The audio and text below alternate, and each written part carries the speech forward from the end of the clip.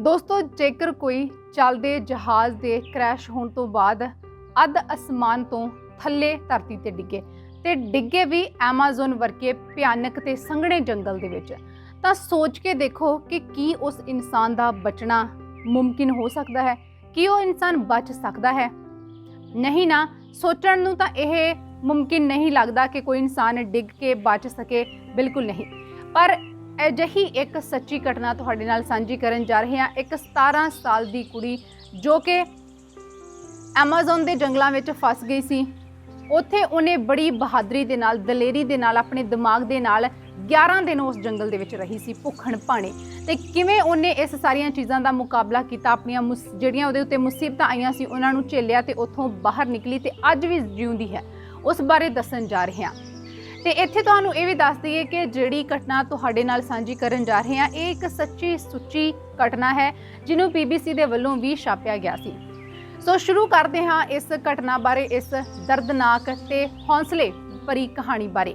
ਇੱਕ 17 ਸਾਲ ਦੀ ਲੜਕੀ ਜਿਹਦਾ ਨਾਮ ਹੈ ਜੂਲੀਅਨ ਕੋਪਕੇ, ਜੋ ਕਿ 1971 ਦੀ ਗੱਲ ਹੈ ਕਿ ਚੱਲਦੇ ਜਹਾਜ਼ ਦੇ ਵਿੱਚੋਂ ਜਦੋਂ ਉਹ ਕ੍ਰੈਸ਼ ਹੋ ਗਿਆ ਤਾਂ 10,000 ਫੁੱਟ ਦੀ ਉਚਾਈ ਤੋਂ ਉਹ ਥੱਲੇ ਐਮਾਜ਼ਨ ਦੇ ਜੰਗਲਾਂ ਵਿੱਚ ਡਿੱਗੀ। 11 ਦਿਨ ਉੱਥੇ ਰਹੀ ਪਰ ਫਿਰ ਵੀ ਉਹਨੇ ਸਰਵਾਈਵ ਕੀਤਾ, ਉਹ ਉੱਥੋਂ ਬਚ ਗਈ। ਜੂਲੀਅਨ ਕੋਪਕੇ, ਜਿਹਨੇ ਕਿ ਦਸੰਬਰ 1971 ਦੇ ਵਿੱਚ ਆਪਣੀ ਹਾਈ ਸਕੂਲਿੰਗ ਕੰਪਲੀਟ ਕੀਤੀ ਸੀ। ਜੂਲੀਅਨ ਦੀ ਮਾਂ ਲਾਈਮਾ ਸ਼ਹਿਰ ਵਿੱਚ ਰਹਿੰਦੀ ਸੀ ਤੇ ਉਸਦੇ ਪਿਤਾ ਇੱਕ ਸਾਇੰਟਿਸਟ ਸੀ ਜੋ ਕਿ Amazon rain forest wild life ਤੇ ਰਿਸਰਚ ਕਰਦੇ ਸੀ। ਤੇ ਜੂਲੀਅਨ ਵੀ ਜਲਦੀ ਤੋਂ ਜਲਦੀ ਆਪਣੇ ਪਿਤਾ ਦੇ ਕੋਲ ਐਮਾਜ਼ਨ ਰਿਸਰਚ ਸਟੇਸ਼ਨ ਤੇ ਪਹੁੰਚਣਾ ਚਾਹੁੰਦੀ ਸੀ। ਤੇ ਜਦੋਂ ਉਹਦੀ ਸਕੂਲਿੰਗ ਕੰਪਲੀਟ ਹੋਈ ਤਾਂ ਉਹਨੇ ਫੈਸਲਾ ਕੀਤਾ ਕਿ ਉਹ ਆਪਣੇ ਪਿਤਾ ਦੇ ਕੋਲ ਹੁਣ ਉੱਥੇ ਰਿਸਰਚ ਸਟੇਸ਼ਨ ਚਲੀ ਜਾਵੇਗੀ। ਪਰ ਦਸੰਬਰ 25 ਨੂੰ, ਜਿਵੇਂ ਕਿ ਸਭ ਨੂੰ ਪਤਾ ਹੈ, ਕ੍ਰਿਸਮਸ ਹੁੰਦਾ ਹੈ ਤੇ ਉਸ ਵੇਲੇ ਸਾਰੀਆਂ ਫਲਾਈਟਾਂ ਜਿਹੜੀਆਂ ਉਹ ਬੰਦ ਹੋ ਗਈਆਂ ਸੀ ਤੇ ਇੱਕੋ ਇੱਕ ਆਪਸ਼ਨ ਜਿਹੜੀ ਉਹਦੇ ਕੋਲ, ਜੂਲੀਅਨ ਦੇ ਕੋਲ ਬਚੀ ਸੀ, ਉਹ ਸੀ ਲਾਂਜ਼ਾ 에ਅਰਲਾਈਨ ਦੀ ਫਲਾਈਟ। ਤੇ ਲਾਂਜ਼ਾ 에ਅਰਲਾਈਨ ਵੀ ਆਪਣੇ ਪਿਛਲੇ ਕੁਝ ਸਮੇਂ ਤੋਂ ਆਪਣੀ ਜਿਹੜੀ ਉਹਦੀ ਰੈਪੂਟੇਸ਼ਨ ਬਹੁਤ ਡਾਊਨ ਹੋ ਚੁੱਕੀ ਸੀਗੀ, ਆਪਣੀ ਭਰੋਸੇਯੋਗਤਾ ਖੋ ਚੁੱਕੀ ਸੀ, ਕਿਉਂਕਿ ਪਿਛਲੇ ਕੁਝ ਸਾਲਾਂ ਤੋਂ ਉਸ 에ਅਰਲਾਈਨ ਦੇ 2 ਜਹਾਜ਼ ਕ੍ਰੈਸ਼ ਹੋ ਗਏ ਸੀ, ਬੁਰੀ ਤਰ੍ਹਾਂ ਕਾਫੀ ਤਬਾਹੀ ਵੀ ਮਚੀ ਸੀਗੀ। ਤੇ ਜੂਲੀਅਨ ਦੇ ਪਿਤਾ ਨੇ ਉਹਨਾਂ ਨੂੰ ਸਾਫ਼ ਮਨਾ ਕੀਤਾ ਸੀ ਇਸ ਫਲਾਈਟ ਜਿਹੜੀ ਚੱਲਣੀ ਸੀ, ਫਲਾਈਟ 508, ਉਹਦੇ ਵਿੱਚ ਸਫ਼ਰ ਕਰਨ ਤੋਂ। ਪਰ ਜੂਲੀਅਨ ਨੇ ਇਸ ਗੱਲ ਦੇ ਵੱਲ ਧਿਆਨ ਨਾ ਦਿੱਤਾ। ਇਹਦੀ ਪਰਵਾਹ ਕੀਤੇ ਬਿਨਾਂ ਹੀ ਉਹਨੇ ਲਾਂਜ਼ਾ 에ਅਰਲਾਈਨ ਦੀ ਫਲਾਈਟ 508 ਦੀਆਂ 2 ਟਿਕਟਾਂ ਬੁੱਕ ਕਰਵਾ ਲਈਆਂ। 24 ਦਸੰਬਰ ਨੂੰ ਸਵੇਰੇ ਜਲਦੀ ਦੇ ਨਾਲ ਇਹ ਜਿਹੜੀ ਫਲਾਈਟ ਆ, ਇਹਨੇ ਉਡਾਨ ਭਰਨੀ ਸੀ, ਪਰ ਮੌਸਮ ਖਰਾਬ ਹੋਣ ਦਾ ਕਰਕੇ ਇਹ ਫਲਾਈਟ 7 ਘੰਟੇ ਡਿਲੇ ਕਰ ਦਿੱਤੀ ਗਈ। ਦੁਪਹਿਰ ਨੂੰ ਜਦੋਂ ਫਲਾਈਟ ਨੇ ਉਡਾਨ ਫੜੀ, ਸਭ ਕੁਝ ਠੀਕ ਠਾਕ ਚੱਲ ਰਿਹਾ ਸੀ, ਸਭ ਕੁਝ ਵਧੀਆ ਸੀ, ਪਰ ਅਚਾਨਕ ਹੀ ਮੌਸਮ ਬਦਲਣਾ ਸ਼ੁਰੂ ਹੋ ਗਿਆ। ਜਹਾਜ਼ ਦੇ ਚਾਰੋਂ ਪਾਸੇ ਹਨੇਰਾ ਛਾ ਗਿਆ, ਕਾਲੇ ਸੰਘਣੇ ਬੱਦਲ ਛਾ ਗਏ, ਬਹੁਤ ਭਾਰੀ ਹਲਚਲ ਹੋ ਰਹੀ ਸੀ ਤੇ ਜਹਾਜ਼ ਨੂੰ ਅਸਮਾਨੀ ਬਿਜਲੀ ਨੇ ਵੀ ਚਾਰੋਂ ਪਾਸਿਓਂ ਘੇਰਾ ਪਾਇਆ ਹੋਇਆ ਸੀ। ਬਿਜਲੀ ਲਿਸ਼ਕ ਰਹੀ ਸੀ ਤੇ ਬਿਜਲੀ ਜਹਾਜ਼ ਉੱਤੇ ਡਿੱਗਣ ਨੂੰ ਕਰਦੀ ਸੀ। ਇਹੋ ਜਿਹੀ ਸਥਿਤੀ ਹੋ ਗਈ ਕਿ ਜੋ ਸਮਾਨ ਸੀ, ਪਾਰਸਲ ਸੀ, ਉਹ ਲੋਕਰ ਤੋਂ ਸਾਰੇ ਬਾਹਰ ਡਿੱਗਣੇ ਸ਼ੁਰੂ ਹੋ ਗਏ। ਖਿੜਕੀ ਦੇ ਲਾਗੇ, ਕੈਬਿਨ ਦੇ ਲਾਗੇ, ਆਲੇ ਦੁਆਲੇ ਜਿਹੜੇ ਫੁੱਲ ਆ, ਤੋਹਫੇ ਸੀ ਜਾਂ ਫਿਰ ਕ੍ਰਿਸਮਸ ਦੇ ਜੋ ਕੇਕ ਸੀ, ਉਹ ਸਾਰੇ ਹਵਾ ਵਿੱਚ ਉੱਡਣੇ ਸ਼ੁਰੂ ਹੋ ਗਏ। ਇਹੋ ਜਿਹੀ ਸਥਿਤੀ ਦੇ ਵਿੱਚ ਜਿਹੜੀਆਂ ਸਵਾਰੀਆਂ ਸੀ, ਯਾਤਰੀ ਸੀ, ਬੁਰੀ ਤਰ੍ਹਾਂ ਨਾਲ ਡਰ ਗਏ, ਰੋਣ ਲੱਗੇ ਤੇ ਚੀਕ ਚਹਾੜਾ ਮਚ ਗਿਆ। 10 ਕੁ ਮਿੰਟ ਦੇ ਬਾਅਦ ਜਹਾਜ਼ ਦੀਆਂ ਜਿਹੜੀਆਂ ਸਵਾਰੀਆਂ ਸੀ ਉਹਨਾਂ ਨੂੰ ਬੁਰੀ ਤਰ੍ਹਾਂ ਨਾਲ ਇੱਕ ਝਟਕਾ ਲੱਗਿਆ ਤੇ ਜਹਾਜ਼ ਦੇ ਖੱਬੇ ਪਰ ਉੱਤੇ ਅਸਮਾਨੀ ਬਿਜਲੀ ਡਿੱਗ ਗਈ। ਇਸ ਬਿਜਲੀ ਦੇ ਡਿੱਗਣ ਦੇ ਨਾਲ ਜਿਹੜਾ ਜਹਾਜ਼ ਦਾ ਫਿਊਲ ਟੈਂਕ ਸੀ ਉਹ ਸੜ ਗਿਆ ਤੇ ਜਿਸ ਪਰ ਦੇ ਉੱਤੇ ਬਿਜਲੀ ਡਿੱਗੀ ਸੀ ਉਹ ਪਰ ਵੀ ਟੁੱਟ ਕੇ ਹੇਠਾਂ ਡਿੱਗ ਗਿਆ। ਜੂਲੀਅਨ ਦੱਸਦੀ ਹੈ ਕਿ ਇਸ ਵੇਲੇ ਉਹਦੀ ਮਾਂ ਦੇ ਜੋ ਉਹਨੇ ਆਖਰੀ ਸ਼ਬਦ ਸੁਣੇ ਸੀ ਕਿ ਸਭ ਕੁਝ ਖਤਮ ਹੋ ਗਿਆ ਹੈ, ਸਭ ਕੁਝ ਤਬਾਹ ਹੋ ਗਿਆ ਹੈ, ਇਹ ਸਿਰਫ ਹੁਣ ਅੰਤ ਹੈ। ਪਰ ਇਹ ਇੱਥੇ ਅੰਤ ਨਹੀਂ ਹੈ, ਇੱਥੇ ਜੂਲੀਅਨ ਦੀ ਕਹਾਣੀ ਤਾਂ ਹਜੇ ਸ਼ੁਰੂ ਹੋਈ ਹੈ। ਜਦੋਂ ਪਰ ਦੇ ਉੱਤੇ ਬਿਜਲੀ ਡਿੱਗੀ, ਉਹ ਸੜ ਕੇ ਹੇਠਾਂ ਡਿੱਗ ਗਿਆ ਤੇ ਜਹਾਜ਼ ਵੀ ਆਊਟ ਆਫ ਕੰਟਰੋਲ ਹੋ ਗਿਆ। ਕੰਟਰੋਲ ਤੋਂ ਬਾਹਰ ਹੋ ਕੇ ਜਹਾਜ਼ ਵੀ ਥੱਲੇ ਨੂੰ ਡਿੱਗਣ ਲੱਗਾ। ਜਹਾਜ਼ ਜਦੋਂ 10,000 ਦੇ ਐਲਟੀਟਿਊਡ ਤੇ ਪਹੁੰਚਿਆ ਤਾਂ ਇਹ ਟੁਕੜਿਆਂ ਦੇ ਵਿੱਚ ਟੁੱਟਣਾ ਸ਼ੁਰੂ ਹੋ ਗਿਆ। ਇੱਕ ਟੁਕੜੇ ਦੇ ਨਾਲ ਜੂਲੀਅਨ ਵੀ ਜਹਾਜ਼ ਤੋਂ ਬਾਹਰ ਗਈ ਤੇ ਥੱਲੇ ਡਿੱਗ ਗਈ। ਜਦੋਂ ਉਹ ਥੱਲੇ ਡਿੱਗ ਰਹੀ ਸੀ ਤਾਂ ਸੀਟ ਬੈਲਟ ਹਾਲੇ ਵੀ ਉਹਨੇ ਲਗਾਈ ਹੋਈ ਸੀ ਤੇ ਉਹ ਸੀਟ ਦੇ ਨਾਲ ਚਿਪਕੀ ਹੋਈ ਸੀ। ਜੂਲੀਅਨ ਦੱਸਦੀ ਹੈ ਕਿ ਜਦੋਂ ਉਹ ਥੱਲੇ ਡਿੱਗ ਰਹੀ ਸੀ ਤਾਂ ਉਹਨੂੰ ਇੱਕੋ ਹੀ ਆਵਾਜ਼ ਸੁਣਾਈ ਦੇ ਰਹੀ ਸੀ, ਉਹ ਵੀ ਬਹੁਤ ਤੇਜ਼ ਹਵਾ ਦੀ, ਤੇ ਚਾਰੇ ਪਾਸੇ ਆਪਣੇ ਇੱਕ ਸੰਘਣਾ ਜੰਗਲ ਘੁੰਮਦਾ ਨਜ਼ਰ ਆ ਰਿਹਾ ਸੀ। ਇਸ ਡਰ ਦਾ ਕਰਕੇ ਉਹਦਾ ਦਿਮਾਗ ਸੁੰਨ ਹੋ ਗਿਆ ਤੇ ਉਹ ਹਵਾ ਦੇ ਵਿੱਚ ਹੀ ਬੇਹੋਸ਼ ਹੋ ਗਈ। ਜੂਲੀਅਨ ਦਾ ਦੱਸਣਾ ਹੈ ਕਿ ਜਦੋਂ ਉਹ ਥੱਲੇ ਡਿੱਗੀ ਐਮਾਜ਼ਨ ਦੇ ਜੰਗਲਾਂ ਦੇ ਵਿੱਚ, ਇਹ ਉਹਦੀ ਖੁਸ਼ਕਿਸਮਤੀ ਸੀ ਕਿ ਉਹ ਪੱਤਿਆਂ ਦੇ ਇੱਕ ਢੇਰ ਉਤੇ ਸੀਟ ਸਮੇਤ ਡਿੱਗੀ। ਡਿੱਗਣ ਦੇ ਸਾਰ ਪਹਿਲਾਂ ਹੀ ਉਹ ਬੇਹੋਸ਼ ਹੋਈ ਪਈ ਸੀ ਤੇ 24 ਘੰਟੇ ਤੱਕ ਉਹ ਲਗਾਤਾਰ ਬੇਹੋਸ਼ ਰਹੀ। ਅਗਲੇ ਦਿਨ ਜਾ ਕੇ ਜਦੋਂ ਉਹਨੂੰ ਹੋਸ਼ ਆਈ ਤਾਂ ਸਭ ਤੋਂ ਪਹਿਲਾਂ ਉਹਨੇ ਆਪਣੀ ਮਾਂ ਨੂੰ ਪੁਕਾਰਿਆ। ਜਦੋਂ ਉਹਨੇ ਸਮਝਣਾ ਸ਼ੁਰੂ ਕੀਤਾ, ਉਹਨੂੰ ਯਾਦ ਆਇਆ ਕਿ 에ਅਰ ਜਿਹੜਾ ਜਹਾਜ਼ ਸੀਗਾ ਉਹ ਕ੍ਰੈਸ਼ ਹੋ ਗਿਆ ਸੀ ਤੇ ਉਹ ਜੰਗਲ ਦੇ ਵਿੱਚ ਡਿੱਗੀ ਹੈ ਤੇ ਉਹ ਇਕੱਲੀ ਹੀ ਹੈ ਜੋ ਬਚ ਗਏ, ਬਾਕੀ ਸਭ ਕੁਝ ਤਬਾਹ ਹੋ ਗਿਆ ਹੈ। ਉਹਦੇ ਕੋਲ ਹੁਣ ਕੁਝ ਬਾਕੀ ਨਹੀਂ ਬਚਿਆ ਤੇ ਇਸ ਜੰਗਲ ਦੇ ਵਿੱਚ ਹੁਣ ਉਹਨੇ ਇਕੱਲੀ ਨਹੀਂ ਸਰਵਾਈਵ ਕਰਨਾ ਹੈ। ਜੂਲੀਅਨ ਦੇ ਬਹੁਤ ਸਾਰੀਆਂ ਸੱਟਾਂ ਵੀ ਲੱਗੀਆਂ ਸੀ। ਉਹਦੀ ਕਾਲਰ ਬੋਨ ਜਿਹੜੀ ਹੈ ਉਹ ਟੁੱਟ ਗਈ ਸੀ, ਹੱਥਾਂ ਪੈਰਾਂ ਦੇ ਉੱਤੇ ਡੂੰਘੇ ਜ਼ਖਮ ਹੋ ਗਏ ਸੀ।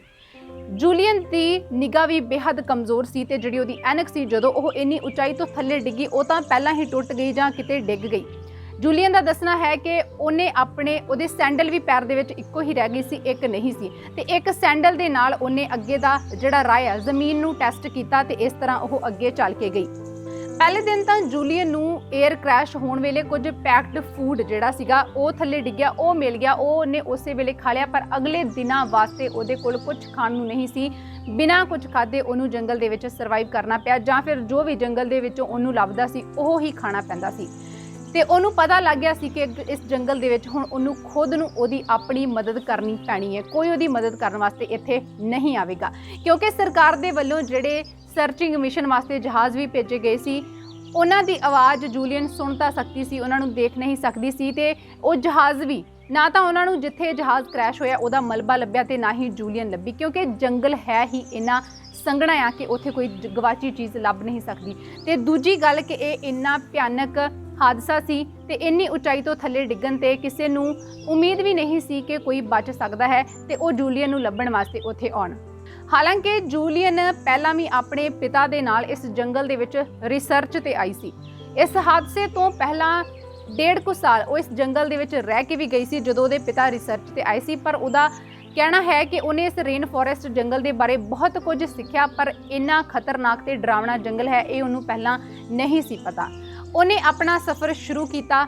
ਉਹਨੂੰ ਪਤਾ ਸੀ ਕਿ ਹੁਣ ਉਹਨੂੰ ਆਪ ਹੀ ਇੱਥੋਂ ਬਾਹਰ ਨਿਕਲਣਾ ਪਵੇਗਾ ਤੇ ਉਹਨੂੰ ਗੱਲ ਯਾਦ ਆਈ ਆਪਣੇ ਪਿਤਾ ਦੀ ਕਿ ਜਦੋਂ ਜੰਗਲ ਦੇ ਵਿੱਚ ਫਸ ਜਾਵੋ ਤੇ ਉੱਥੋਂ ਬਾਹਰ ਨਿਕਲਣਾ ਹੋਵੇ ਤਾਂ ਕਿਸੇ ਪਾਣੀ ਦੀ ਨਦੀ, ਪਾਣੀ ਦੀ ਧਾਰਾ ਦਾ ਤੁਸੀਂ ਪਿੱਛਾ ਕਰਦੇ ਜਾਓਗੇ ਤਾਂ ਤੁਹਾਨੂੰ ਕੋਈ ਇਨਸਾਨੀ ਬਸਤੀ, ਕੋਈ ਇਨਸਾਨੀ ਝੁੱਗੀ ਝੌਂਪੜੀ ਮਿਲੇਗੀ ਜ਼ਰੂਰ। ਤੇ ਜੂਲੀਅਨ ਨੇ ਚੌਥੇ ਦਿਨ ਉਹਨੂੰ ਗਿਰਜਾਂ ਦਾ ਇੱਕ ਭਿਆਨਕ ਸ਼ੋਰ ਸੁਣਾਈ ਦਿੱਤਾ।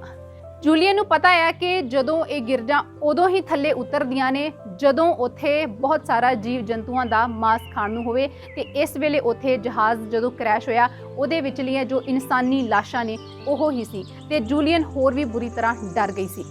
ਜੂਲੀਅਨ ਨੇ ਪਾਣੀ ਦੀ ਇੱਕ ਧਾਰਾ ਦਾ ਪਿੱਛਾ ਕਰਦੇ ਕਰਦੇ ਉਹ ਇੱਕ ਵੱਡੀ ਨਦੀ ਤੱਕ ਪਹੁੰਚ ਗਈ, ਪਰ ਉਹ ਇੰਨੇ ਦਿਨਾਂ ਦੇ ਵਿੱਚ ਚੱਲ ਕੇ ਇੰਨੀ ਜ਼ਿਆਦਾ ਥੱਕ ਗਈ ਸੀ ਕਿ ਉਹਦੇ ਕੋਲੋਂ ਹੁਣ ਖੜਿਆ ਵੀ ਨਹੀਂ ਸੀ ਜਾਂਦਾ। ਉਹਨੇ ਫੈਸਲਾ ਕੀਤਾ ਕਿ ਹੁਣ ਉਹ ਨਦੀ ਨੂੰ ਉਹਦੇ ਵਿੱਚ ਤੈਰ ਕੇ ਪਾਰ ਕਰੇਗੀ। ਨਦੀ ਦੇ ਵਿੱਚ ਬੇਸ਼ੱਕ ਬਹੁਤ ਜ਼ਿਆਦਾ ਜ਼ਹਿਰੀਲੇ ਸੱਪ ਤੇ ਮਗਰਮੱਛ, ਕਈ ਹੋਰ ਜੀਵ ਜੰਤੂ ਵੀ ਸੀ, ਪਰ ਜੇਕਰ ਜੂਲੀਅਨ ਇਹ ਫੈਸਲਾ ਨਾ ਲੈਂਦੀ ਨਦੀ ਪਾਰ ਕਰਨ ਦਾ ਤਾਂ ਉਹ ਵੈਸੇ ਵੀ ਉਸ ਜੰਗਲ ਦੇ ਵਿੱਚ ਮਰ ਜਾਂਦੀ।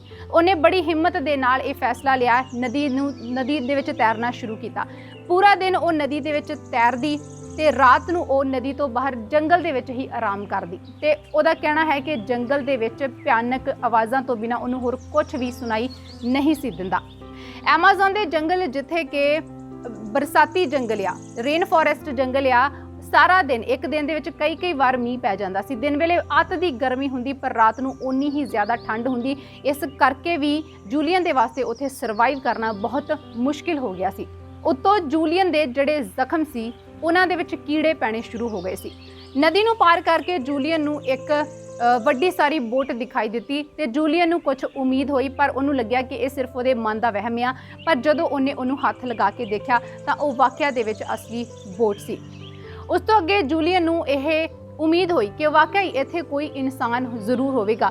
ਉਹਨੇ ਬੜੀ ਹਿੰਮਤ ਦੇ ਨਾਲ ਅੱਗੇ ਵਧਣਾ ਸ਼ੁਰੂ ਕੀਤਾ। ਚੱਲਿਆ ਤਾਂ ਉਹਦੇ ਕੋਲ ਜਾਂਦਾ ਨਹੀਂ ਸੀ, ਪਰ ਫਿਰ ਵੀ ਇੱਕ ਮਰਦਾ ਇਨਸਾਨ ਕੀ ਨਹੀਂ ਕਰਦਾ ਆਪਣੀ ਜਾਨ ਬਚਾਉਣ ਦੇ ਵਾਸਤੇ। ਉਹਨੇ ਚੱਲਣਾ ਸ਼ੁਰੂ ਕੀਤਾ ਤੇ ਉਹਨੂੰ ਇੱਕ ਝੁੱਗੀ ਦਿਖੀ ਜਿਹਦੇ ਉੱਤੇ ਪੱਤਿਆਂ ਦੀ ਛੱਤ ਪਾਈ ਹੋਈ ਸੀਗੀ, ਉਹਦੇ ਵਿੱਚ ਇੱਕ ਮੋਟਰ ਸੀਗੀ ਤੇ ਹੋਰ ਉਹਦੇ ਵਿੱਚ ਪੈਟਰੋਲ ਸੀਗਾ। ਜੂਲੀਅਨ ਨੇ ਆਪਣੇ ਜਿਹੜੇ ਜ਼ਖਮ ਜਿਨ੍ਹਾਂ ਦੇ ਵਿੱਚ ਕੀੜੇ ਪੈ ਚੁੱਕੇ ਸੀ ਉਹਨਾਂ ਦੇ ਉੱਤੇ ਪੈਟਰੋਲ ਪਾਉਣਾ ਸ਼ੁਰੂ ਕੀਤਾ। ਜੂਲੀਅਨ ਦਾ ਕਹਿਣਾ ਹੈ ਕਿ ਦਰਦ ਬੇਸ਼ੱਕ ਬਹੁਤ ਜ਼ਿਆਦਾ ਸੀ ਤੇ ਜਿਹੜੇ ਇਹ ਕੀੜੇ ਵੀ ਸੀਗੇ ਇਹ ਜ਼ਖਮ ਦੇ ਵਿੱਚ ਹੋਰ ਅੰਦਰ ਨੂੰ ਜਾਣੇ ਸ਼ੁਰੂ ਹੋ ਗਏ।